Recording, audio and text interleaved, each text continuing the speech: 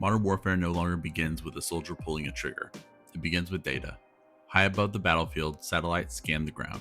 Drones provide a constant video feed. Sensors detect enemy movement. Intel reports flow from dozens of data sources at once. Within seconds, all of this is processed, analyzed, and turned into targeting decisions and strategy. And more often, that process is being handled by AI. The company at the center of this transformation is Palantir, the Silicon Valley company whose platforms are deeply integrated into Ukraine's defensive operations. Supporters argue that these systems help the military respond faster, operate more efficiently, and reduce uncertainty. Critics warn of something larger and more dark, the growing role of private tech companies at the center of major conflicts. For the first time in history, conflicts are being shaped not only by weapons and munitions, but by algorithms and data designed, owned, and maintained by private corporations, and they are accountable to their shareholders. We're going to look at how warfare has become software-driven, how one company has embedded itself in one of the most consequential wars of the 21st century, and why the outcome may span the future of global conflict beyond Russia and Ukraine. You would prefer the human race to endure, right?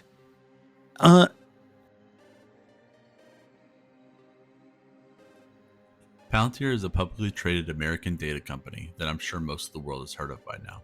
It was founded in 2003 by Peter Thiel, Alex Karp, Stephen Cohen, Joe Lonsdale, and Nathan Gettings. Palantir is named after the stone in the Lord of the Rings that grants power borderline to omniscience. Their powers are abstract and all-powerful, which is fitting for the company Palantir. Palantir's main products are Gotham, Foundry, Apollo, and AIP. Gotham is Palantir's defense and intelligence software for government clients. Foundry is used in commercial and civil government functions for data aggregation and actionability. Apollo is used for software management and deployment across large organizations, and AIP is Palantir's AI platform. Palantir has attempted to build its image as a force of good. Crime and human trafficking prevention, stopping terrorism, helping deploy resources in areas affected by natural disasters, coordinating healthcare and healthcare data in situations like COVID, preventing theft of intellectual property, preventing fraud. All of these are great things that Palantir has been used for and can be used for. But this sterling reputation is marred by the track record. Palantir is powering the profiling and data collection of US citizens and non-citizens by ICE agents. It is being used to more efficiently terminate combatants in war zones.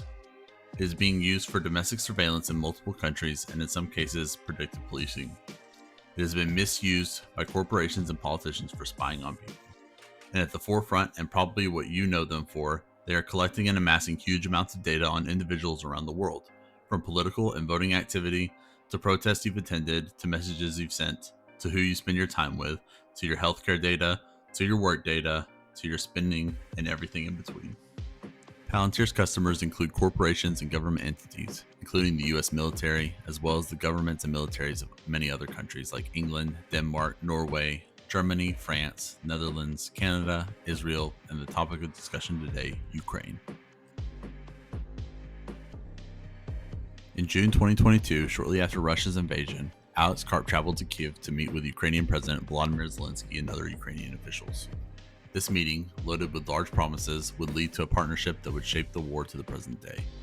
Over the following months, Palantir would open a Kyiv office and begin training regional Palantir employees as well as Ukrainian soldiers and analysts on the use of Palantir's AI and Gotham solutions, which were being implemented across the country.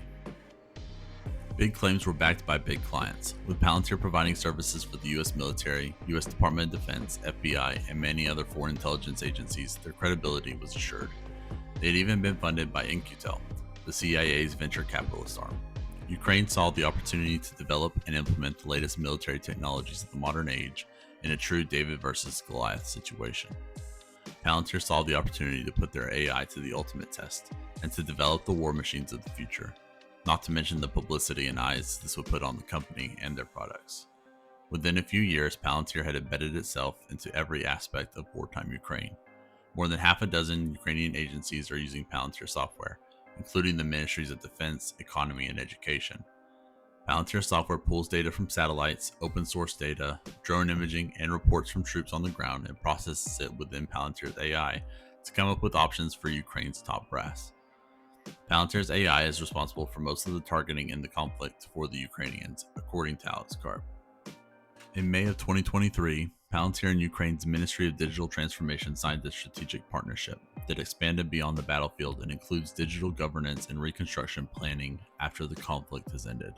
Palantir software extends beyond drone targeting. It is being used to collect evidence of war crimes being committed by Russia. It connects reports of war crimes with data points, photographs, satellite images, troop movements, and open source material such as social media posts and other evidence for cases.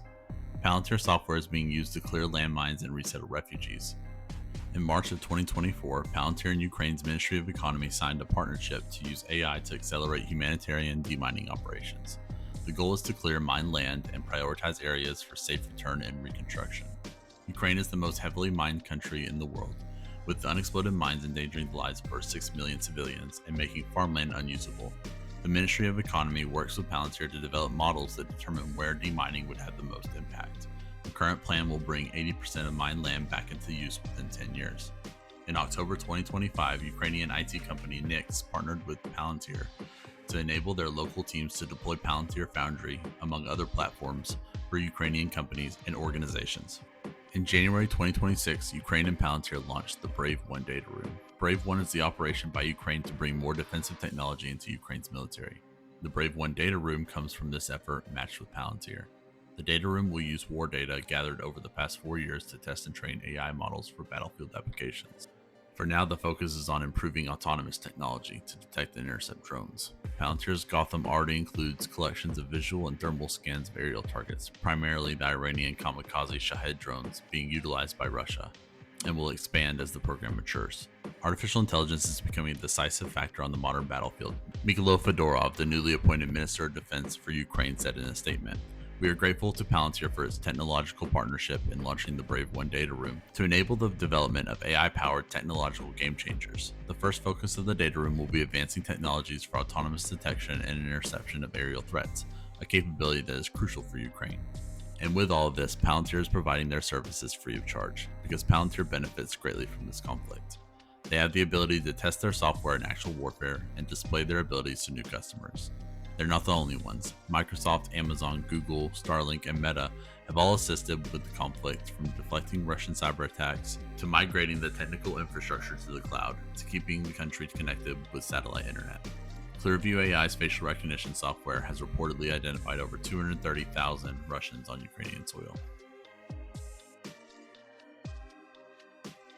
Here's where we get into the big question. What are the implications of these geopolitical forces becoming dependent on private companies? The consequences are significant. Militaries rely heavily on private digital infrastructures, cloud services, data analytics, AI tools, and communications networks to control the battleground. This undermines the autonomy of the state and raises questions about sovereignty, accountability, and trust. Let's look at TikTok as an example. Though they don't create military products or technologies, they do influence information warfare from both sides. TikTok's algorithm influences how users view the conflict in Ukraine. This shapes public opinion both at home and abroad. How has this been influenced by Chinese ownership of the app? How has this changed since US involvement in the selling of the US arm of TikTok to US investors? It opens up new questions. Above all, the question may not be the financial ownership, but who at the end of the day is in control of the data and algorithm that ultimately controls what everyone sees within the platform. At the end of the day, entities such as Palantir's motivations are commercial. They are shaped by capital, shareholders, and the market. With Palantir providing essential capabilities for the Ukrainian military and government, it could shift political or strategic alliances at any time if future gains lie elsewhere. Bain & Company reports that between 2014 and 2023, the value of venture capital deals in the defense sector grew 18-fold. The Sagamore Institute notes that American venture capital and private equity firms have invested nearly $130 billion into defense tech since 2021, a 145% increase. Much of this investment comes from Palantir and SpaceX. These companies see conflicts like the Russia-Ukraine conflict as live testing grounds for research and development, as well as prime marketing material. The problem doesn't lie with the companies being subject to shareholder whims. Lockheed Martin and the like have been publicly traded companies for decades, but contemporary defense companies retain proprietary control over the data-driven systems central to operations. This technology isn't delivered, it is ingrained within the decision-making of war. When a company's value depends upon wartime success, incentives may diverge from the priorities of the state, including public accountability, ethical restraint, civilian casualties, and damages inflicted. This will be the future of warfare. Drones are being mass produced as military tools across the globe in every aspect. AI is being implemented and used in every company, government, and military on the planet.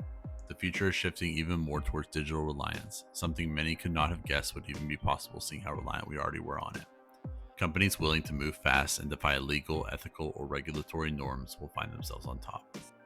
In a world so heavily reliant on networks and AI, countries like the US, China, and North Korea will benefit from their strong cyber agents and technical ability. Not only that, but now there are US companies that have AI extensively trained on war against Russia, and this greatly benefits NATO and European defense against Russia and Vladimir Putin. It is obvious now that if Ukraine can stand this strongly against the might of Russia, then NATO is a powerful alliance against the longtime bully of the Eastern Hemisphere. The White House recently hosted Palantir and other defense companies to discuss technologies used against Russia and Ukraine. Citing Ukraine as a blueprint, Taiwan has recruited commercial drone and aerospace companies to work with the military to build a drone program for defense against China. So Palantir seems to have saved the day, at least in Ukraine. While this story is one of positivity and resistance, it is important to take it with a grain of salt. Palantir is still wrapped in ethical controversy, and those cases we will take a look at in future videos.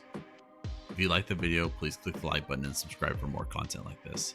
Leave a comment with what you think about our discussion today and what kind of videos you want to see in the future. Thank you for watching.